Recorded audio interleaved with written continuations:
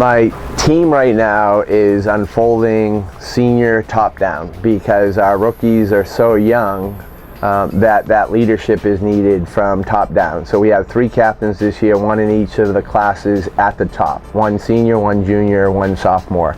Much needed for the 7 freshmen that are now on our squad. Our freshman class has an IQ that is stronger than the 3 other classes, meaning they have a softball awareness. So we have a little disparity because we have the leadership coming from the top, we have the talent coming from below, and how that works together. We did have an impressive fall in regards to coming out of the chute, playing well against our alumni team, playing well against all of the Division II teams over here in the Wahine Classic. But that really doesn't show you how you're going to fare against Division I opponents. So all that will unfold this Thursday with a lot of question marks right now for this team. Well, right now we've added to our pitching staff, as you have correctly stated.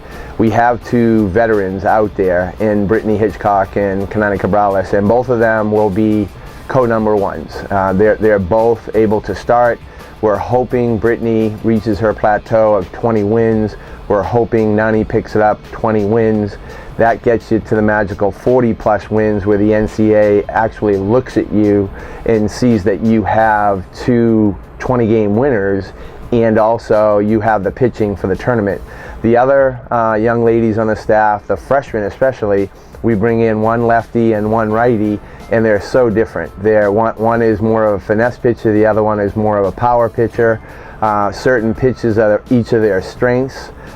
We have the lefty throwing curveball, throwing down, throwing a lot of change-ups, and then we have the righty throwing up, throwing in, and she has a knuckleball, which right now is something that's a work in progress to get the pace on it for this level.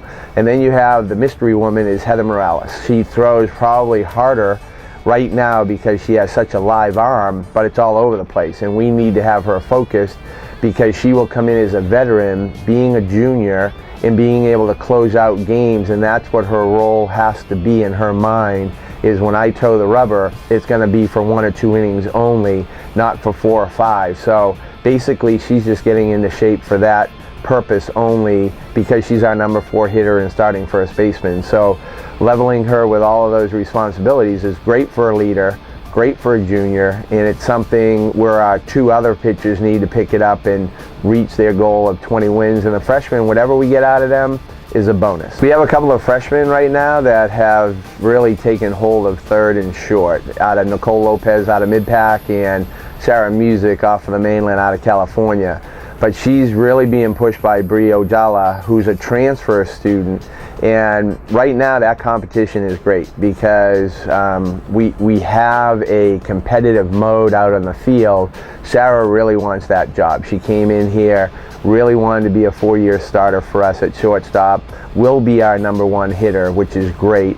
Nicole Lopez will be our number 2 hitter coming out of Mid-Pac, which is a great asset for us because she's playing with Keiki Carlos, our starting right fielder, and they won a state tournament together. So the expectations are really high for both of those players.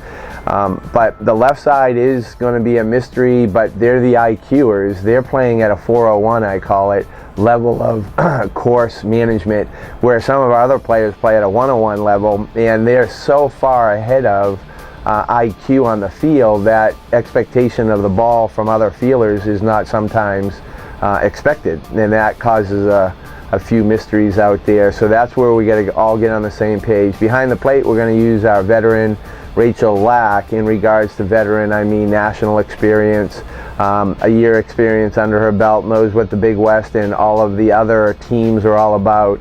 We're going to put her back there, and hopefully her calling of the game will just be for her and not for me. I don't like to call games.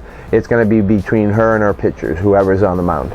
Yeah, left field is wide open. So the whole left side of our infield and outfield is wide open. Center field is going to be tracked down by Ulu out there, Matangi Ese, and Keiki will be a 4-year starter now beginning this Thursday in right field. Those 2 will hold down that whole part of the outfield, and Ulu has gotten a lot more expressive, a lot more vocal, and that bodes well because left field right now, Jenna Seri, our lefty pitcher, has taken hold because of her bat in left field, but that doesn't mean we're not going to put Rachel Lack out there if we catch Heather Cameron. Our team will be a little bit different. We're going to have a leadoff slapper. It's a slapper who can also bunt, who can hit when she wants to hit, but she's not a prolific hitter.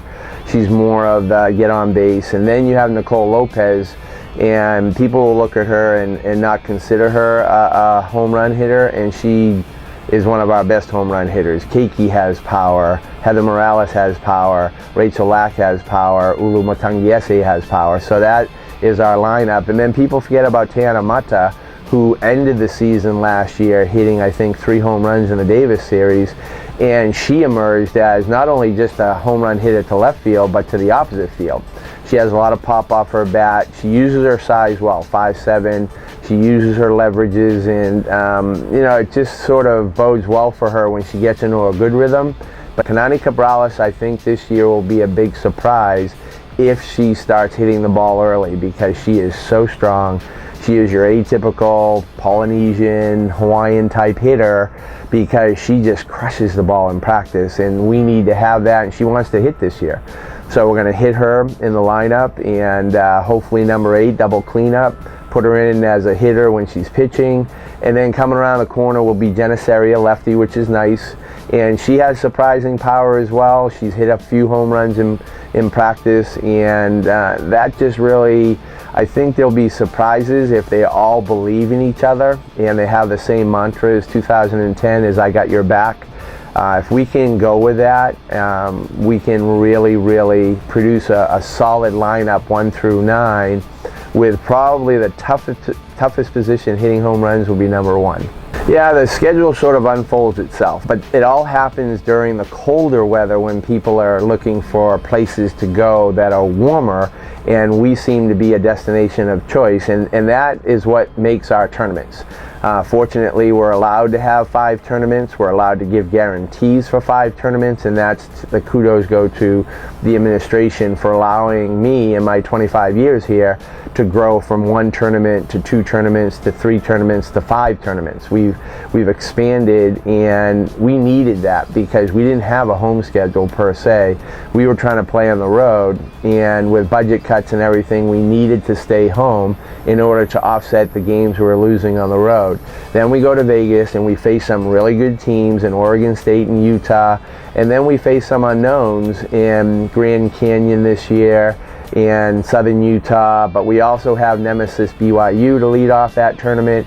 So you're right, we are playing a schedule that is packed with Power 5 teams because they wanted to come to Hawaii, the Iowas, the Texans, Cal Berkeley, again, another annual trekking team over here. And that will be good for us to see just where we are against the higher level caliber teams. We need to win some of those games. We can't just go out and have good games against those teams. And then we need to take care of business against teams that are below our usual RPI that ranges anywhere from 25 to 100. And that's where we are located. And we just need to take care of business when we go on the field and play our game.